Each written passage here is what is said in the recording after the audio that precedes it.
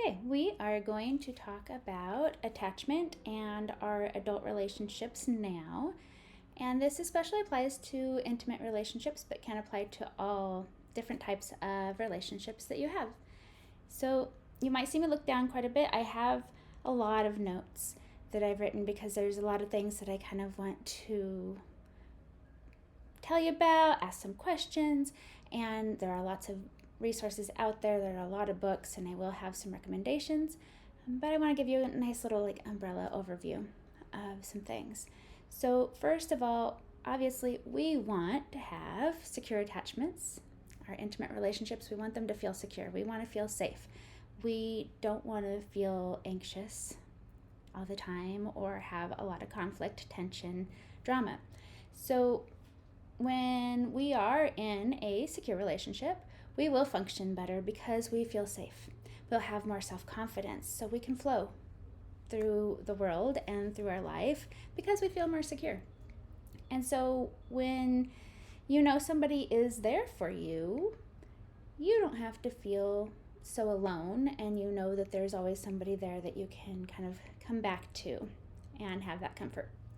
So first off, childhood wounds and unmet needs, when they show up in our adult relationships, especially unstable ones, they can look like trust issues, jealousy, abandonment issues, and that can be tolerating abandonment issues and those patterns over and over.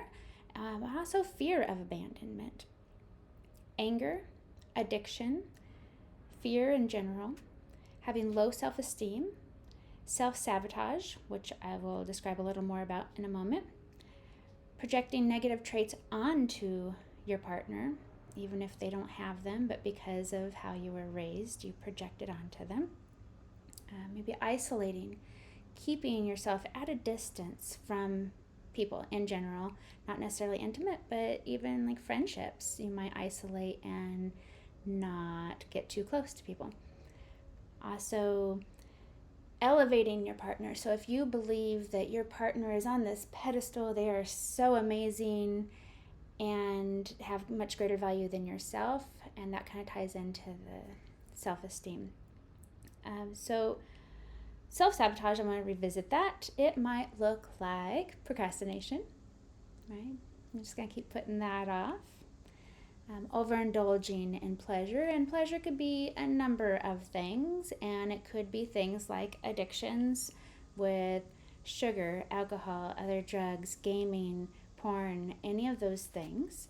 And what that usually is somebody's trying to avoid feeling, right? They don't want to feel the emotions, they don't want to face it, and so we might end up self-sabotaging because we don't want to feel that. So we do these other things, and they're not really benefiting our life, but it's making us feel good in that moment, perhaps. So just take those into account. So a question you might ask yourself is, how do you handle conflict or disagreements in your current relationships? And are there any patterns that you've noticed? And that could be within different relationships, any kind of relationships, either patterns you notice and how they might relate back to your childhood. Okay, so then the next question, how can we work on creating more secure relationships in our life? So part of that is obviously identifying where things weren't the way that we wanted them to be. So pay attention to your nervous system. In your body, you can sense energy of other people around you. Right? You walk into a room and you know who you gravitate towards and who you're kind of repelled from. This doesn't apply if you're under the influence of alcohol or other drugs. If you are intoxicated in any way, it is going to alter how we perceive things. But in general, you know who you feel more comfortable with and who you don't want to be around. So pay attention to your nervous system. Listen to what your body tells you. If your heart starts racing, if you start sweating, if you get kind of clammy, if you start fidgeting a lot, or you start feeling that kind of anxiousness, then you know that maybe this is not a person that I want to be around. if they make you feel uneasy in any way. So think about also now, we're going to go the other way. Somebody that you love to be around. What is it about them? What is it about them that you love? How do they make you feel when they enter the room?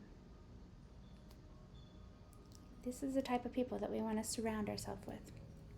All right, so surround yourself with people that make you light up and smile. All right, when they enter the room or you see them and you're just like, I can be myself around these people.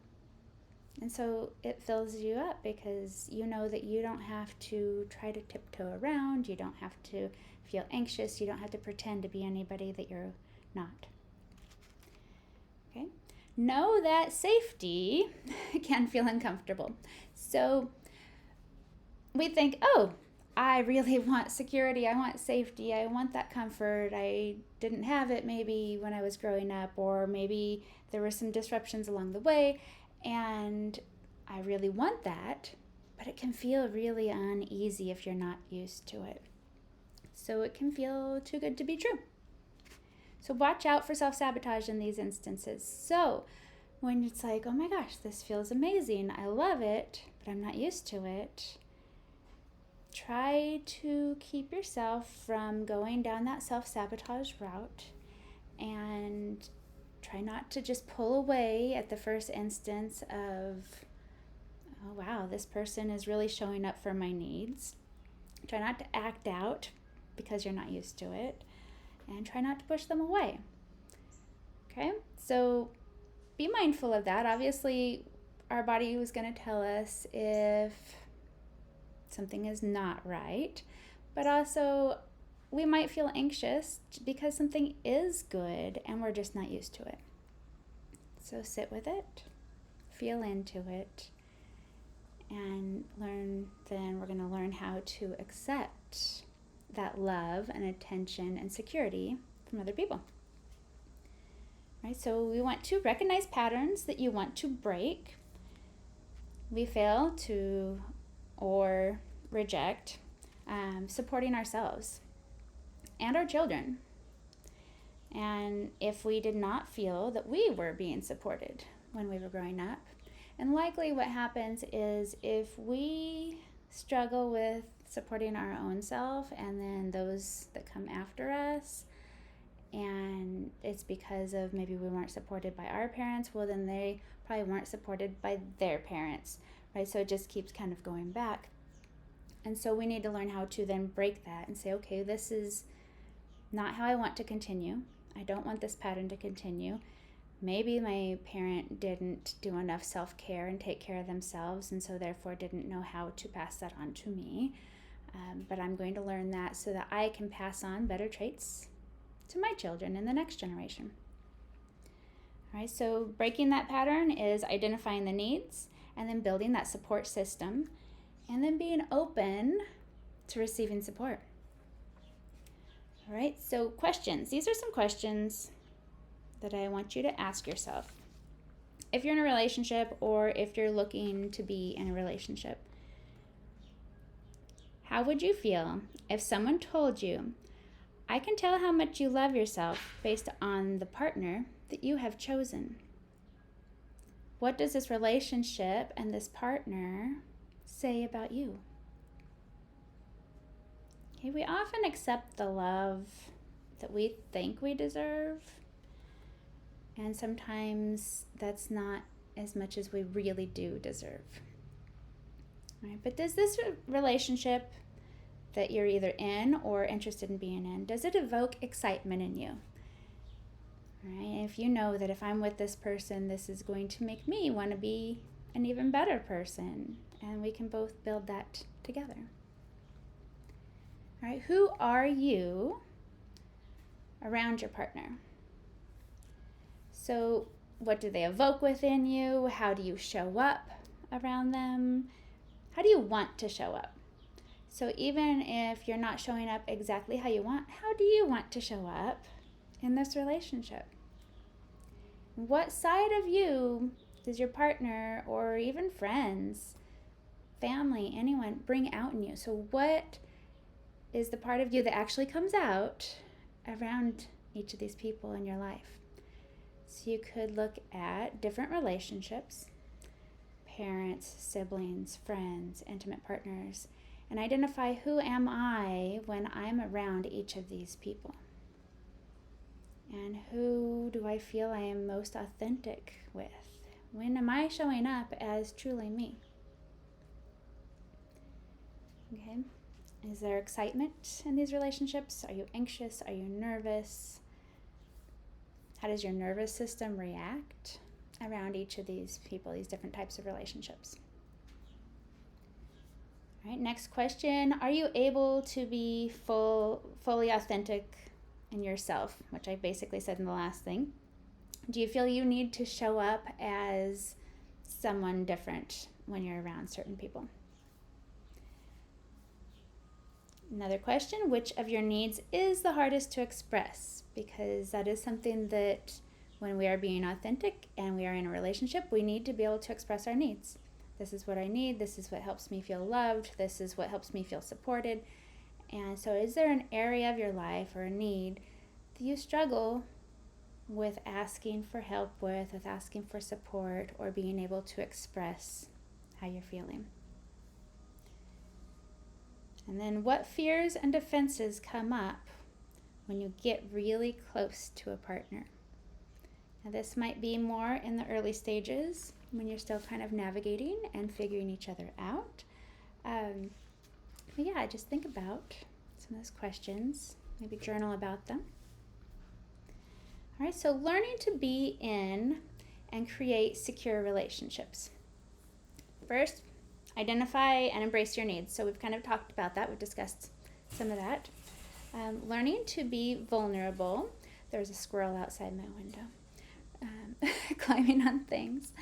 Okay, so it's learning to be vulnerable, being honest with people, being honest with yourself, and being able to communicate openly to others, and having empathy and compassion for yourself and for others. So really, that vulnerability is a really big thing, and I know it can be very difficult, and you need to be able to create an environment where you feel safe and secure to be able to step into that. Learning to accept love from others. So there are people who want to meet your needs, and learning to accept help and comfort from others, because you don't have to do it all yourself. You don't have to do it alone.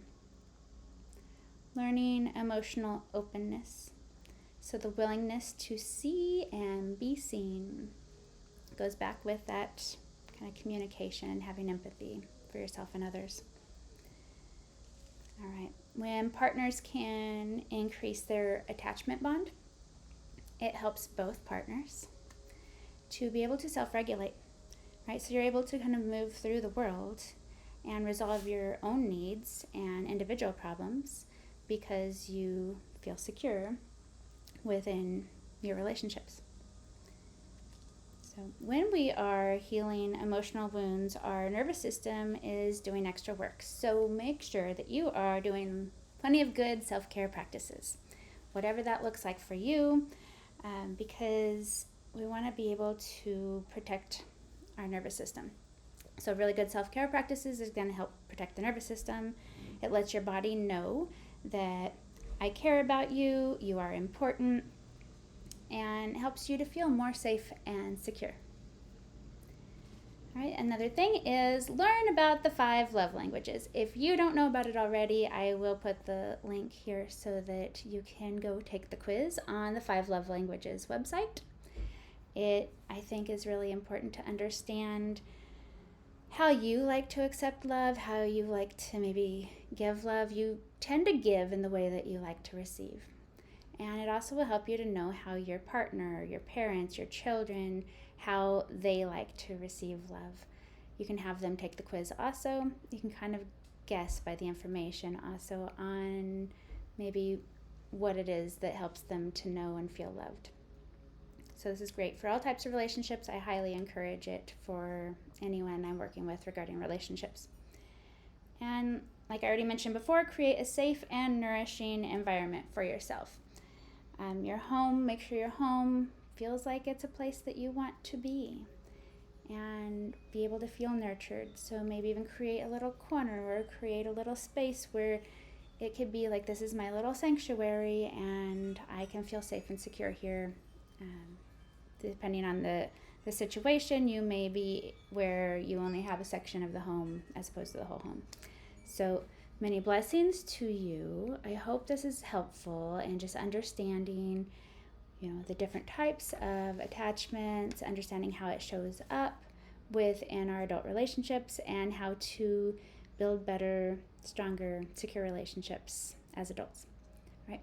Bye for now. We will be back to continue on with painting.